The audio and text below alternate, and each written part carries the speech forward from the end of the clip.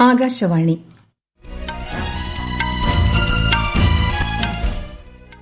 നമസ്കാരം. വാർത്തകൾ വായിക്കുന്നത് സുവർണ.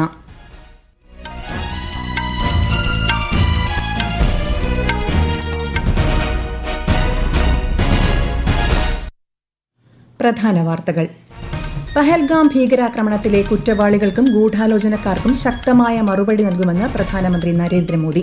ഭീകരതയ്ക്കെതിരായ പോരാട്ടത്തിൽ ലോകം മുഴുവൻ ഇന്ത്യയ്ക്കൊപ്പമെന്നും മൻ കി ബാത്തിൽ പ്രധാനമന്ത്രി. ഇന്ത്യ ഒരു ആഗോള ബഹിരാകാശ ശക്തിയായി മാറിയതായും ഡോക്ടർ കസ്തൂരിരംഗന്റെ സംഭാവനകൾ വിലമതിക്കാനാവാത്തതെന്നും പ്രധാനമന്ത്രി. വരും തലമുറയ്ക്കായി ഒരു മരം നടണമെന്ന് മൻ കി ബാത്തിൽ ആഹ്വാനം. വയനാട്ടിലെ കുങ്കുമപ്പൂ കൃഷി പ്രചോദനമേകുന്നതെന്നും പരാമർശം. പഹൽഗാം ഭീകരാക്രമണത്തിന്റെ അന്വേഷണം ദേശീയ അന്വേഷണ ഏജൻസിക്ക് കൈമാറി കേന്ദ്ര ആഭ്യന്തര മന്ത്രാലയം. IPL ക്രിക്കറ്റിൽ ഇന്ന് മുംബൈ ഇന്ത്യൻസ് ലക്നൌ സൂപ്പർ ജയന്റ്സിനെയും ഡൽഹി ക്യാപിറ്റൽസ് റോയൽ ചലഞ്ചേഴ്സ് ബംഗളൂരുവിനെയും നേരിടും. വാർത്തകൾ വിശദമായി. പഹൽഗാം ഭീകരാക്രമണത്തിലെ കുറ്റവാളികൾക്കും ഗൂഢാലോചനക്കാർക്കും ഏറ്റവും കഠിനമായ മറുപടി നൽകുമെന്ന് പ്രധാനമന്ത്രി നരേന്ദ്രമോദി. പ്രതിമാസ റേഡിയോ പ്രഭാഷണ പരിപാടിയായ മൻ കി ബാത്തിന്റെ 121 പതിപ്പിൽ സംസാരിക്കുകയായിരുന്നു അദ്ദേഹം. ഭീകരതയെന്ന വെല്ലുവിളിയെ നേരിടാനുള്ള ദൃഢനിശ്ചയം ശക്തിപ്പെടുത്തണമെന്നും പ്രധാനമന്ത്രി പറഞ്ഞു. ഭീകരതയ്ക്കെതിരായ പോരാട്ടത്തിൽ ലോകം മുഴുവൻ ഇന്ത്യയ്ക്കൊപ്പമുണ്ടെന്നും ശ്രീ മോദി വ്യക്തമാക്കി. इस जघन्य तरीके से किए गए आतंकी हमले की सबने कठोर निंदा की है. उन्होंने मृतकों के परिवारजनों के प्रति संवेदनाएं प्रकट की. पूरा विश्व आतंकवाद के खिलाफ हमारी लड़ाई में 140 करोड़ भारतीयों के साथ खड़ा है. मैं पीड़ित परिवारों को फिर भरोसा देता हूं, उन्हें न्याय मिलेगा, न्याय मिलकर रहेगा. इस हमले के दोषियों और साजिश रचने वालों को कठोरतम जवाब दिया जाएगा. ശാസ്ത്രജ്ഞൻ ഡോക്ടർ കെ കസ്തൂരിരംഗനെ മൻ കി ബാത്തിൽ പ്രധാനമന്ത്രി നരേന്ദ്രമോദി അനുസ്മരിച്ചു. ഭാരതത്തിന്റെ ശാസ്ത്രം, വിദ്യാഭ്യാസം, ബഹിരാകാശ പദ്ധതി എന്നിവയെ പുതിയ ഉയരങ്ങളിലേക്ക് കൊണ്ടുപോകുന്നതിൽ കസ്തൂരിരംഗന്റെ സംഭാവനകൾ എന്നും ഓർമ്മിപ്പിക്കപ്പെടുമെന്നും ശ്രീ മോദി പറഞ്ഞു. डॉक्टर के कस्तूरीरंगन जी ने देश की नई राष्ट्रीय शिक्षा नीति तैयार करने में भी बहुत बड़ी भूमिका निभाई थी. डॉक्टर कस्तूरीरंगन 21वीं सदी की आधुनिक जरूरतों के मुताबिक फॉरवर्ड लुकिंग एजुकेशन का विचार लेकर आए थे. देश की निस्वार्थ सेवा और राष्ट्र निर्माण में उनके योगदान को हमेशा याद किया जाएगा. मैं डॉक्टर के कस्तूरीरंगन जी को विनम्र भाव से श्रद्धांजलि अर्पित करता हूं. ഇന്ത്യ ഒരു ആഗോള ബഹിരാകാശ ശക്തിയായി മാറിയിരിക്കുന്നതായി പ്രധാനമന്ത്രി നരേന്ദ്രമോദി. ലോകത്തിലെ ഏറ്റവും ചെലവ് കുറഞ്ഞതും വിജയകരവുമായ ബഹിരാകാശ പദ്ധതിക്ക് രാജ്യം നേതൃത്വം നൽകുന്നുവെന്നും ആര്യഭട്ട ഉപഗ്രഹം വിക്ഷേപിച്ചതിന്റെ 50ാം വാർഷികത്തെ അനുസ്മരിച്ച് പ്രധാനമന്ത്രി പറഞ്ഞു. പല രാജ്യങ്ങളും അവരുടെ ഉപഗ്രഹങ്ങൾക്കും ബഹിരാകാശ ദൌത്യങ്ങൾക്കും ISROയുടെ സഹായം തേടുന്നു. രാജ്യത്ത് ഇന്ന് 325-ലധികം സ്പേസ് സ്റ്റാർട്ടപ്പുകൾ പ്രവർത്തിക്കുന്നുണ്ടെന്നും വരുംകാലം ബഹിരാകാശത്ത് നിരവധി പുതിയ സാധ്യതകൾ കൊണ്ടുവരുമെന്നും പ്രധാനമന്ത്രി വ്യക്തമാക്കി. आने वाला समय स्पेस में बहुत सारी नई संभावनाएं लेकर आ रहा है. भारत नई ऊंचाइयों को छूने वाला है. देश गगनयान, स्पेडेक्स और चंद्रयान 4 जैसे कई अहम मिशन की तैयारियों में जुटा है. हम वीनस ऑर्बिटर मिशन और मार्स लैंडर मिशन पर भी काम कर रहे हैं. हमारे स्पेस साइंटिस्ट अपने इनोवेशन से देशवासियों को नए गर्व से भरने वाले हैं. പ്രകൃതി ദുരന്തങ്ങളെ നേരിടാൻ ജാഗ്രത സുപ്രധാനമാണെന്ന് പ്രധാനമന്ത്രി നരേന്ദ്രമോദി പറഞ്ഞു. വെള്ളപ്പൊക്കം, ചുഴലിക്കാറ്റ്, മണ്ണിടിച്ചിൽ, സുനാമി, കാട്ടുതീ, ഹിമപാതം തുടങ്ങിയ ദുരന്തങ്ങൾ സംബന്ധിച്ച മുന്നറിയിപ്പ് നൽകുന്നതിനായി ദേശീയ ദുരന്ത നിവാരണ അതോറിറ്റി പുറത്തിറക്കിയ സജേദ് ആപ്പിനെക്കുറിച്ച് അദ്ദേഹം മൻ കി ബാത്തിൽ പരാമർശിച്ചു. കാലാവസ്ഥാ വകുപ്പുമായി ബന്ധപ്പെട്ട അപ്ഡേറ്റുകൾ ഈ ആപ്പ് വഴി ലഭിക്കും. സജേദ് ആപ്പ് പ്രാദേശിക ഭാഷകളിലും വിവരങ്ങൾ ലഭ്യമാക്കും. ഏവരും ഈ ആപ്പ് പ്രയോജനപ്പെടുത്തണമെന്നും പ്രധാനമന്ത്രി പറഞ്ഞു. രാജ്യത്തിന്റെ കഴിവുകൾ ലോകമെമ്പാടും പ്രശംസിക്കപ്പെടുകയാണെന്ന് പ്രധാനമന്ത്രി പറഞ്ഞു. രാജ്യത്തോടുള്ള ലോകത്തിന്റെ കാഴ്ചപ്പാട് മാറ്റിമറിച്ചത് ശാസ്ത്രം, സാങ്കേതികവിദ്യ, നൂതനാവിഷ്കാരം എന്നിവയിലേക്ക് നീങ്ങിക്കൊണ്ടിരിക്കുന്ന നമ്മുടെ യുവജനങ്ങളാണെന്നും അദ്ദേഹം ചൂണ്ടിക്കാട്ടി. ഛത്തീസ്ഗഡിലെ ദന്തേവാഡയിലെ കുട്ടികളുടെ പ്രതീക്ഷയായ ശാസ്ത്ര കേന്ദ്രത്തെക്കുറിച്ചും അദ്ദേഹം പരാമർശിച്ചു. ലോക സുഹൃത്ത് എന്ന നിലയിൽ പ്രതിസന്ധി ഘട്ടങ്ങളിലെ സന്നദ്ധതയും മാനവികതയോടുള്ള പ്രതിബദ്ധതയും രാജ്യത്തിന്റെ മുഖമുദ്രയായി മാറുകയാണെന്ന് പ്രധാനമന്ത്രി പറഞ്ഞു. ഓപ്പറേഷൻ ബ്രഹ്മയിലൂടെ മ്യാൻമറിലെ ഭൂകമ്പബാധിത പ്രദേശങ്ങളിൽ നടത്തിയ രക്ഷാപ്രവർത്തനങ്ങൾ നമുക്ക് അഭിമാനമാണ്. എത്യോപ്യയിലെ ഇന്ത്യക്കാർ അവിടുത്തെ ദരിദ്ര കുടുംബങ്ങളിലെ കുട്ടികൾക്ക് മികച്ച ചികിത്സ നൽകാൻ വേണ്ടി നടത്തുന്ന സഹായങ്ങളും അഭിനന്ദനാർഹമാണ്. അഫ്ഗാനിസ്ഥാനിലേക്കും നേപ്പാളിലേക്കും മരുന്നുകളും വാക്സിനുകളും നൽകി മാനവരാശിയെ സേവിക്കുന്ന കാര്യത്തിൽ രാജ്യം മുൻപന്തിയിലാണെന്നും ശ്രീ മോദി വ്യക്തമാക്കി. രാജ്യത്തെ 140 കോടി ജനങ്ങളുടെ കൂട്ടായ പ്രവർത്തനത്തിന്റെ ശക്തി വ്യക്തമാക്കുന്നതാണ് ഏക് പേഡ് മാ കെ നാം പ്രചാരണത്തിന്റെ വിജയമെന്ന് പ്രധാനമന്ത്രി. ലോക പരിസ്ഥിതി ദിനത്തിൽ ഈ പ്രചാരണം 1 വർഷം പൂർത്തിയാക്കുമ്പോൾ രാജ്യത്തിനകത്തും പുറത്തുമുള്ളവർ അമ്മമാരുടെ പേരിൽ മരങ്ങൾ നട്ടുപിടിപ്പിച്ചതായും ശ്രീ മോദി പറഞ്ഞു.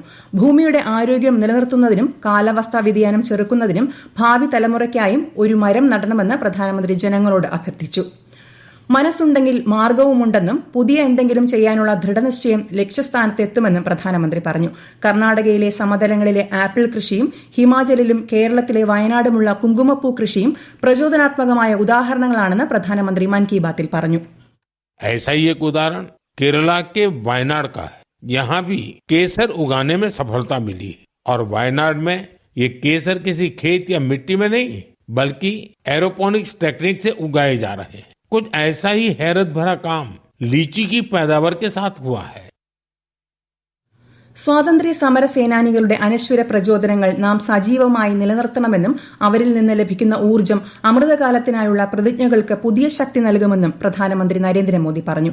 സ്വാതന്ത്ര്യ സമരത്തിന് പുതിയ ആത്മവിശ്വാസം പകരുന്ന വിജയമായിരുന്നു ചമ്പാരൻ സത്യാഗ്രഹമെന്നും അദ്ദേഹം അനുസ്മരിച്ചു. ചമ്പാരൻ സത്യാഗ്രഹത്തെക്കുറിച്ച് ഡോക്ടർ രാജേന്ദ്ര പ്രസാദ് എഴുതിയ സത്യഗ്രഹ ഇൻ ചമ്പാരൻ എന്ന പുസ്തകം എല്ലാ യുവാക്കളും വായിക്കണമെന്ന നിർദ്ദേശത്തോടെയാണ് മൻ കി ബാത്തിന്റെ ഈ മാസത്തെ പതിപ്പ് പ്രധാനമന്ത്രി അവസാനിപ്പിച്ചത്. ഈ വാർത്തകൾ ആകാശവാണിയിൽ നിന്ന്. ആകാശവാണി വാർത്തകളും വാർത്താധിഷ്ഠിത പരിപാടികളും all India radio news Thiruvananthapuram YouTube ചാനലിലും all India radio news Thiruvananthapuram Facebook പേജിലും AR ന്യൂസ് _ തിരുവനന്തപുരം ഇൻസ്റ്റഗ്രാം അക്കൌണ്ടിലും AR ന്യൂസ് _ TVM X ഹാൻഡിലും ലഭ്യമാണ്. പഹൽഗാം ഭീകരാക്രമണത്തിന്റെ അന്വേഷണം ദേശീയ അന്വേഷണ ഏജൻസിക്ക് കൈമാറി കേന്ദ്ര ആഭ്യന്തര മന്ത്രാലയം.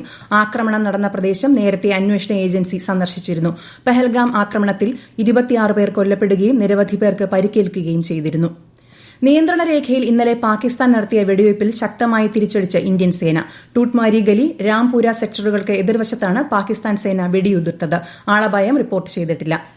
ജമ്മുകശ്മീർ നിയമസഭയുടെ പ്രത്യേക സമ്മേളനം നാളെ ചേരും. മന്ത്രിസഭായോഗത്തിന്റെ അഭ്യർത്ഥന പരിഗണിച്ചാണ് ലഫ്റ്റനന്റ് ഗവർണർ മനോജ് സിൻഹ പ്രത്യേക സമ്മേളനം വിളിച്ചു ചേർക്കുന്നത്. ഒരു ദിവസത്തെ പ്രത്യേക സമ്മേളനത്തിൽ പഹൽഗാം ഭീകരാക്രമണത്തിൽ ജീവൻ നഷ്ടപ്പെട്ടവർക്ക് നിയമസഭ അന്തിമോപചാരം അർപ്പിക്കും. പഹൽഗാം ആക്രമണത്തിൽ കൊല്ലപ്പെട്ട കൊച്ചി ഇടപ്പള്ളി സ്വദേശി N രാമചന്ദ്രന്റെ വീട് മുഖ്യമന്ത്രി പിണറായി വിജയൻ സന്ദർശിച്ചു. കുടുംബാംഗങ്ങളെ മുഖ്യമന്ത്രി നേരിട്ട് അനുശോചനം അറിയിച്ചു. IPL ക്രിക്കറ്റിൽ ഇന്ന് 2 മത്സരങ്ങൾ. ഉച്ചകഴിഞ്ഞ് 3:30 മുംബൈ ഇന്ത്യൻസ് ലക്നൌ സൂപ്പർ ജയന്റ്സിനെയും രാത്രി 7:30 ഡൽഹി ക്യാപിറ്റൽസ് റോയൽ ചലഞ്ചേഴ്സ് ബംഗളൂരുവിനെയും നേരിടും. ശ്രീലങ്കയിൽ നടക്കുന്ന വനിതാ ത്രിരാഷ്ട്ര ക്രിക്കറ്റ് പരമ്പരയിലെ ആദ്യ മത്സരം പുരോഗമിക്കുന്നു. ടോസ് നേടിയ ഇന്ത്യ ശ്രീലങ്കയെ ബാറ്റിംഗിന് അയച്ചു. മഴ മൂലം 39 ഓവറായി ചുരുക്കിയ മത്സരത്തിൽ ഒടുവിൽ റിപ്പോർട്ട് കിട്ടുമ്പോൾ ശ്രീലങ്ക 12 ഓവറിൽ 1 വിക്കറ്റിന് 45 റൺസ് എന്ന നിലയിലാണ്. ദക്ഷിണാഫ്രിക്കയും പരമ്പരയിൽ പങ്കെടുക്കുന്നുണ്ട്. രാജ്യസുരക്ഷ കണക്കിലെടുത്ത് ഭീകരവിരുദ്ധ പ്രവർത്തനങ്ങൾ, സുരക്ഷാസേനയുടെ നീക്കങ്ങൾ തുടങ്ങിയവയുടെ തത്സമയ ദൃശ്യങ്ങൾ സംപ്രേഷണം ചെയ്യുന്നതിൽ നിന്നും മാധ്യമങ്ങളും വാർത്താ ഏജൻസികളും സമൂഹമാധ്യമ ഉപയോക്താക്കളും വിട്ടുനിൽക്കണമെന്ന് കേന്ദ്ര വാർത്താവിതരണ പ്രക്ഷേപണ മന്ത്രാലയം നിർദ്ദേശം നൽകി.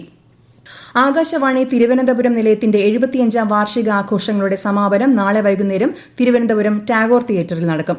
ഉദ്ഘാടനം പ്രശസ്ത ചലച്ചിത്ര സംവിധായകനും ഗാനരചയിതാവുമായ ശ്രീകുമാരൻ തമ്പി നിർവഹിക്കും. ആന്റണി രാജു MLA ചടങ്ങിൽ അധ്യക്ഷത വഹിക്കും. ഫ്രാൻസിസ് മാർപ്പാപ്പയുടെ സംസ്കാര ചടങ്ങുകളിൽ പങ്കെടുത്ത ശേഷം രാഷ്ട്രപതി ദ്രൌപദി മുർമു തിരിച്ചെത്തി.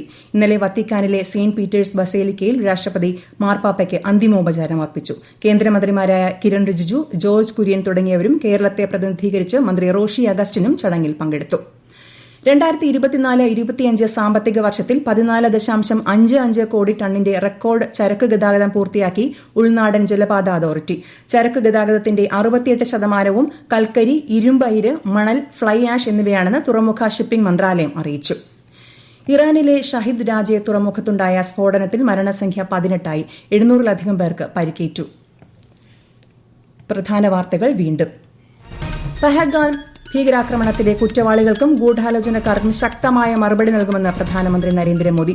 ഭീകരതയ്ക്കെതിരായ പോരാട്ടത്തിൽ ലോകം മുഴുവൻ ഇന്ത്യയ്ക്കൊപ്പമെന്നും മൻ കി ബാത്തിൽ പ്രധാനമന്ത്രി.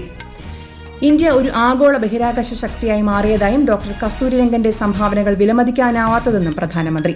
വരും തലമുറയ്ക്കായി ഒരു മരം നടണമെന്ന് മൻ കി ബാത്തിൽ ആഹ്വാനം. വയനാട്ടിലെ കുങ്കുമപ്പൂ കൃഷി പ്രചോദനമേകുന്നതെന്നും പരാമർശം. പഹൽഗാം ഭീകരാക്രമണത്തിന്റെ അന്വേഷണം ദേശീയ അന്വേഷണ ഏജൻസിക്ക് കൈമാറി കേന്ദ്ര ആഭ്യന്തര മന്ത്രാലയം.